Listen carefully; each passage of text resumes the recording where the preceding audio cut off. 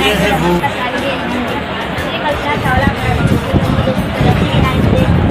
मैं सभी का इस बड़े विज्ञान के लिए स्वागत करता हूँ। बहुत सी जगह इलाकों में जहाँ पानी का स्रोत है, पत्थर, नहर, गोलीबार, झीलों और तालाबों में पानी ऐसा ही जमा रहता है और वो किसी भी तरह इस्तेमाल में नहीं आता। जब इसका बहुत कम इस्तेमाल होता है तो इस तरह के पानी के स्रोत को इस्तेमाल में लाने के लिए और जहाँ जमीन के आगे कम हो या केसर नदी में इलाका हो, जहाँ खेती करना महंगा हो, तो इन सभी मसलों के हल के लिए एक प्रोजेक्ट तैयार किया है जिसका नाम है हाइड्रोपोनिक खेती। इस खेती के जरिए हम बहुत से फायदे हासिल कर सकते हैं और वह आसानी पानी के स्रोत पर हमें खेती कर सकते हैं।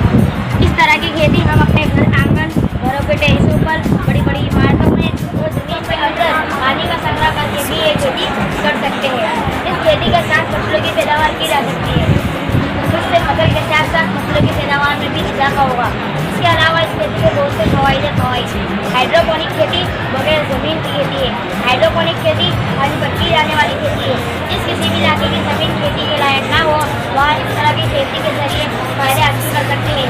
जहाँ जमीन की कमी हो वहाँ भी इस तरह की खेती करके फायदे हासिल कर सकते हैं। इस खेती में वेस्टेज चीज़ों को इस्तेमाल में लाकर फायदे हासिल कर सकते हैं। इस खेती में एक से ज़्यादा फसलें ले सकते हैं। एक साथ फसल और मछलियों की पैदावार की जा सकती है। इस खेती में फसल और मछलियाँ एक दूसरे को ग़िज़ा देने का काम अंजाम देगी, इसलिए बगैर खाद की फसल और बगैर ग़िज़ा की मछलियों की पैदावार की जा सकती है।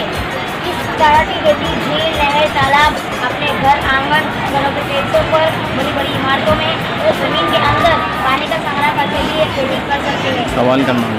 इस तरह की खेती बहुत ही कम खर्च में ज़्यादा पोषक तत्व कौन कौन से? वो ये तरीका बहुत ही आसान और सहज है। पोषक तत्व कौन कौन से?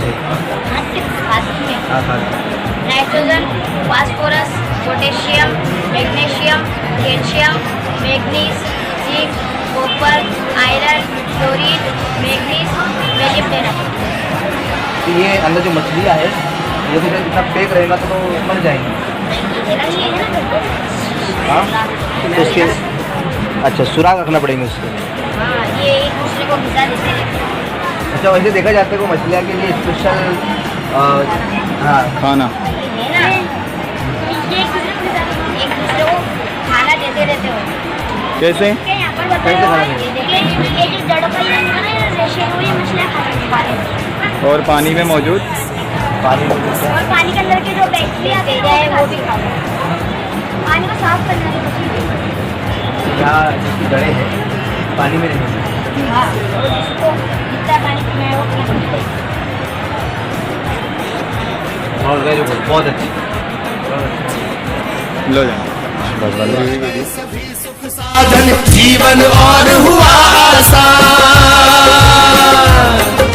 धन्य है वो वैज्ञानिक